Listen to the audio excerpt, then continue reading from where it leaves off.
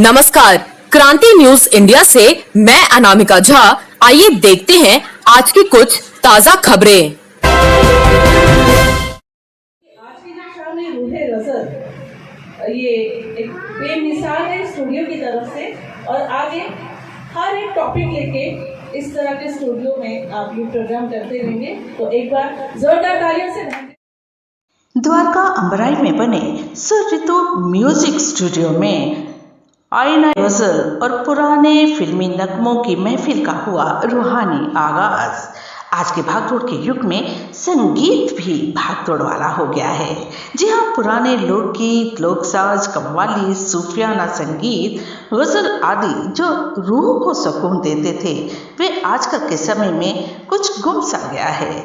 ऐसे में उभरती गायिका ऋतु डोगरा जो अपने सुर ऋतु म्यूजिक स्टूडियो में पुराने लोकगीत, पुराने सदाबहार नगमे, कव्वाली और गजल को एक नया आयाम देती नजर आ रही है। अपने पुराने संगीत धरोहर को जिंदा रखने हेतु समस्त द्वारका में उनके द्वारा किए जा रहे इस भरकस प्रयास को बखूबी सराहा जा रहा है, जिसकी वह असली हकदार है।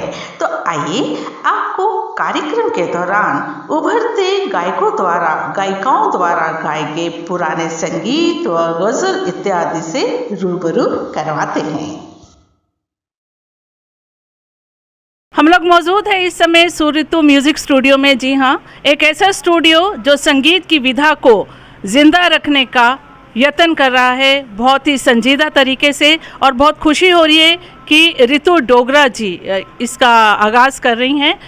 तो जो आज का प्रोग्राम है वो है रूहे गज़ल, एक शाम गज़ल के नाम सुर ऋतु स्टूडियो में।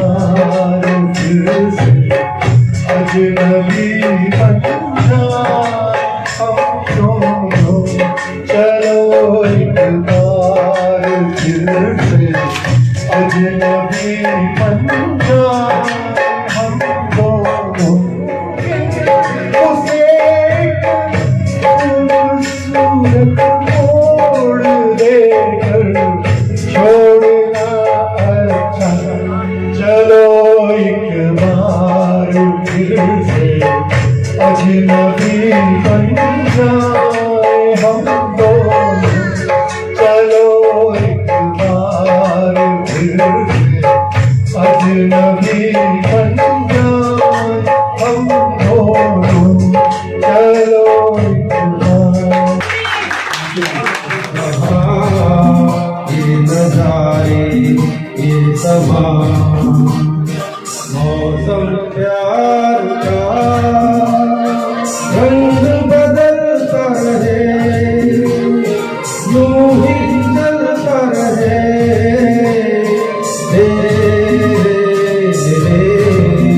प्यार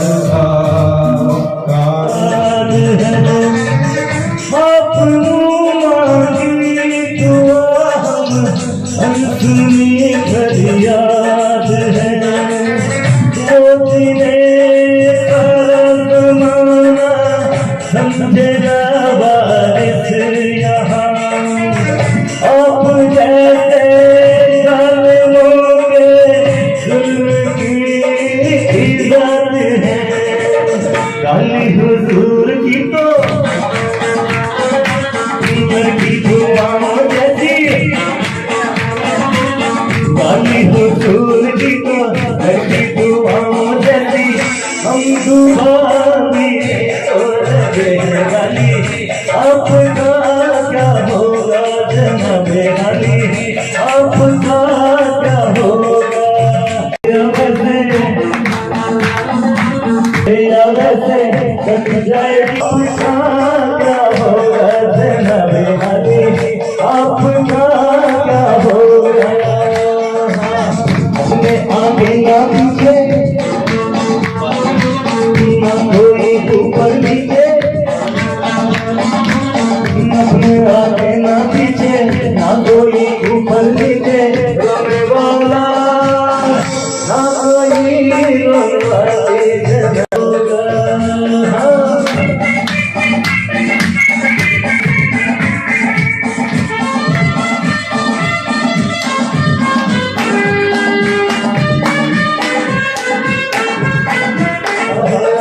देगी भली आपका क्या होगा जनाब होने वाला ना कोई होने वाली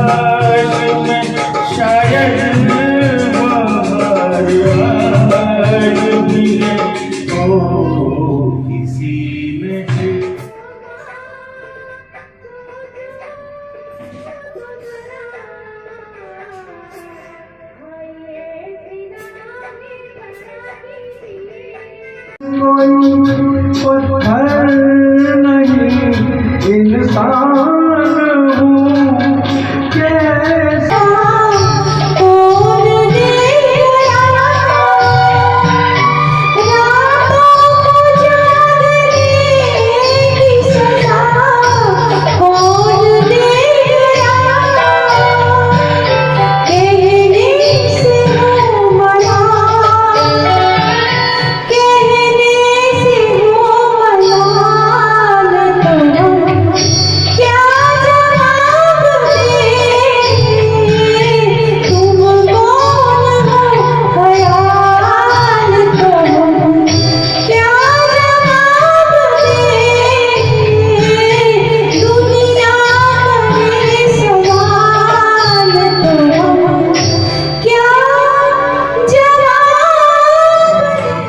हमें इंतजार कितना ये हम नहीं जानते मगर जी नहीं सकते तुम्हारे हमें तुमसे